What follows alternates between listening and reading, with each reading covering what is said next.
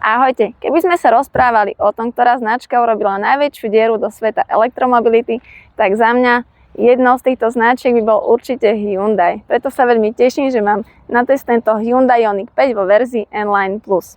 Ukážem vám jazdné vlastnosti tohto fešáka, ale aj jeho rodinnú stránku, pretože ho práve beriem na výlet po Slovensku a ideme v našej 5-člennej zostave. Keď sme pri mene Ioniq, je to spojenie slov ion, čo je elektricky nabitá častica, ktorá je základom každej batérie, a slovo unique, čo odráža jedinečný prístup Hyundai k novým technológiám. Poďme sa aj my pozrieť na to, čím je tento Hyundai Ioniq 5 jedinečný. Myslím, že sa shodneme na tom, že dizajn je futuristický. Už na prvý pohľad vás zaujíma výrazný svetelný podpis. Tieto pixelové svetlá sú naozaj snad dizajnová lahôdka. Nájdeme ich na predných a zadných LED svetlách, ale aj na viacerých prvkoch exteriéru. V našej verzii máme aj predný športový nárazník a 20-palcové zliatinové disky kolies. A musím povedať, že v tejto farbe naozaj to auto je prekrásne.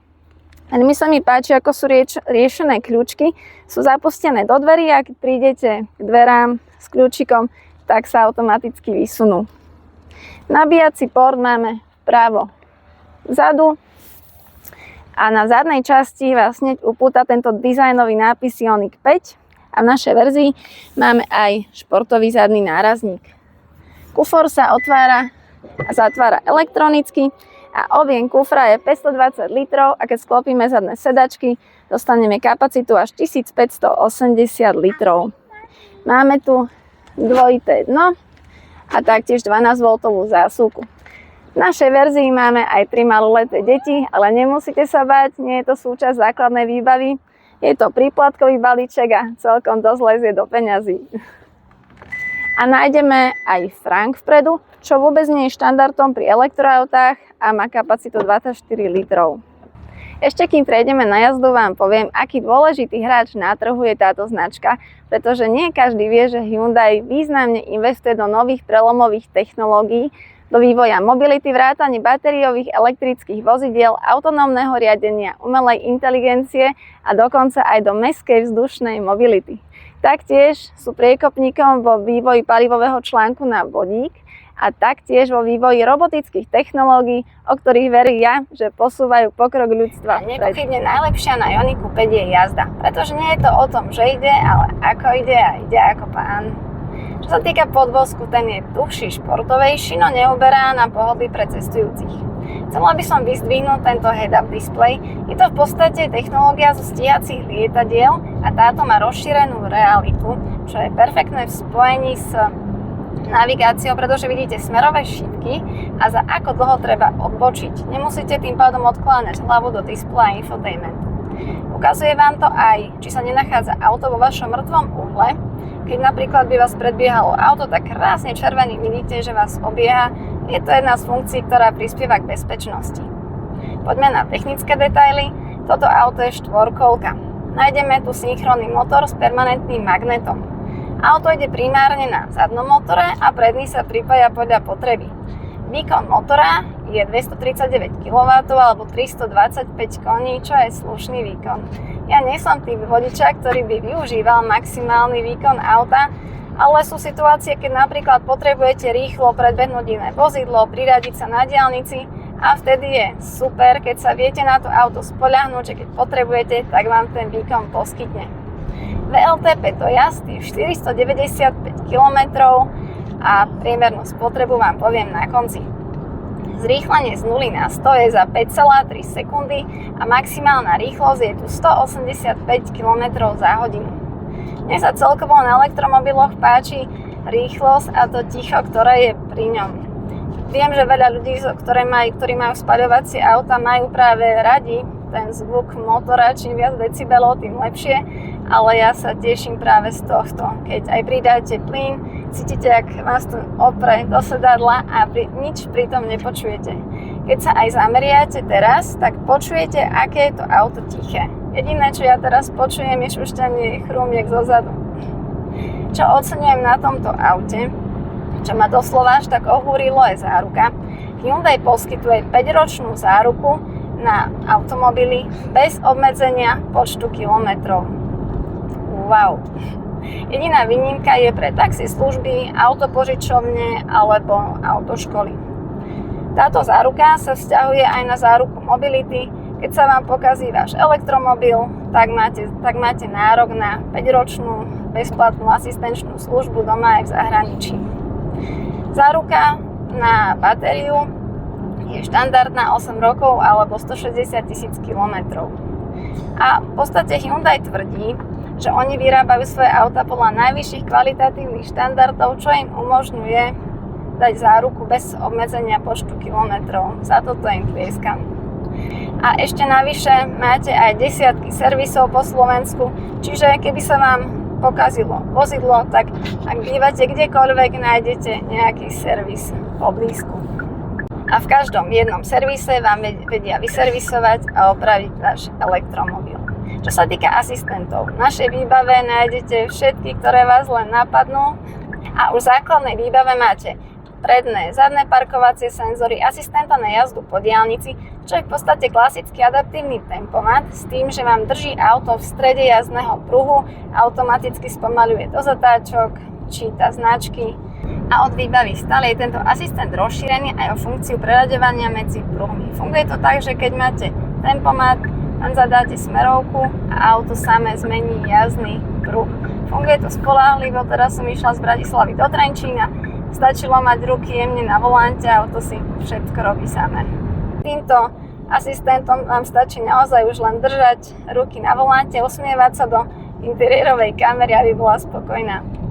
Taktiež tu máme funkciu úhybného riadenia pred protiidúcim vozidlom alebo súbežne idúcim vozidlom, čiže auto vie reálne zabrániť zrážke. Tieto asistenty vám v určitých situáciách naozaj vedia aj zachrániť krk. Zdravím vás z nabíjacej stanice a som veľmi zvedavá na rýchlosť nabíjania, pretože toto auto má 800V systém batérie pre ultrarýchle nabíjanie. Typ batérie je litium-ion polymer a kapacita je 84 kWh.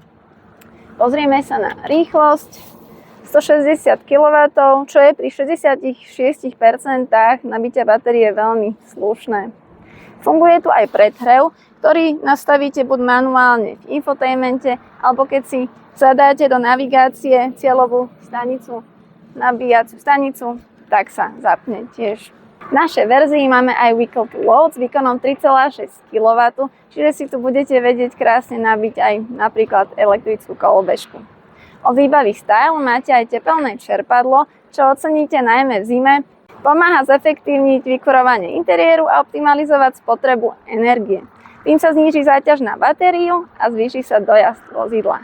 Výrobca batérie je SK On, ktorú možno poznáte pod SK Innovation. Znie to ako typicky slovenská firma, ale so Slovenskom nemá nič spoločné. SK je totiž skrátka pre South Korea, Južnú Kóreu. Interiér je prekvapivo priestranný a zároveň reflektuje súčasné trendy v automobilovom priemysle. Dizajner sa tu vyhral aj s volantom, kožený športový s takýmto červeným prešívaním. Naľavo nastavujeme tempomat a obrazovku pred nami, napravo audio. Máme tu páčky na nastavenie rekuperácie, páčka na smerovku a svetla a keď si dáte smerovku, pekne vidíte celú stranu. Máme tu páčku na nastavenie stieračov, volič smeru jazdy. Je tak špecificky riešený, ale tiež veľmi jednoduchý. Dominantou sú tu dve 12,3 palcové obrazovky a nemusíte sa báť, nejde vám to tu na hodinu vysvetľovať, čo tu všetko je. No neuhádnete, nájdete tu všetko, čo len potrebujete. Chcela by som vyzdvihnúť výbornú navigáciu, veľmi presne a prehľadne ukazuje. Ďalej oceňujem rýchlu odozvu a 360 stupňovú kameru. Má výborné rozlíšenie, vidíte aj maličké písmená, detaily na aute, naozaj s týmto parkovať je doslova hračka. Čo sa týka komfortu, tu sa budete cítiť ako králi, sedačky sú veľmi pohodlné, z dola máme nastavenie opory nôh. Sedačky sú čalunené v kombinácii koža semiš s takýmto červeným prešívaním. Sú vyhrievané vpredu, vzadu a vpredu ventilované, čo oceníte v lete pri každej jednej jazde. Vyhrievanie a ventilovanie sedačiek si vieme nastaviť na gombíkoch vedľa vodiča, veľmi praktické miesto a celkovo stredová konzola je navrhnutá na maximálnu praktickosť. Ja oceňujem toto bezdrôtové nabíjanie telefónu, je to presne na mieste, kde chcete mať telefón a počas nabíjania vám aj svieti táto lišta, čiže máte istotu, že sa telefón nabíja. Máme tu priestor na poháre, taktiež šikovný priestor v stredovej konzole, vo dverách a taktiež priestor pred sedadlom spolucestujúceho. Poďme sa pozrieť dozadu.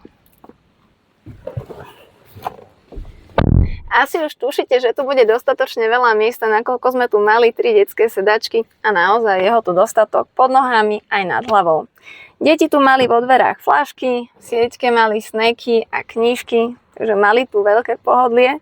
Vo dverách si viete nastavovať vyhrievanie sedadiel a zadní pasažieri tu majú takúto šikovnú roletku, tónované sklá, čiže ani na nich nesvietia a majú aj súkromie. Sú tu výduchy klimatizácie, USB-C porty a predné sedadlo si viete posúvať dopredu, dozadu, čo je veľmi šikovné ako aj pre zadných pasažierov, tak aj pre vodiča. Plusom tohto auta je, že si stredovú konzolu viete posúvať dopredu, dozadu, čiže deti to vedia využiť ako stolček na hry alebo na piknik. Máme tu aj lakťovú opierku s držiakom na poháre a tento priestor nie je priechodný. Celkovo cítiť z tohto auta takú prémiovosť. Na záver som vám sľúbila priemernú spotrebu. Takže na diaľnici pri rýchlosti 125 km za hodinu bola priemerná spotreba 24 kWh. Na okreskách pri rýchlosti 80 km za hodinu som ju mala 15 kWh. A to sme celú dobu kúrili, pretože vonku bolo okolo 11 stupňov. Keby som to zhrnula, tak toto auto nie je len o elektrickej jazde, je o emócii, štýle a pokročilej technológii, rozhodne si zaslúži vašu pozornosť. Ak hľadáte elektromobil, ktorý vám dopraje zážitok z každej jednej jazdy, tak Ioniq 5 je horúci kandidát. Ďakujem veľmi pekne za pozretie, krásny deň prajem.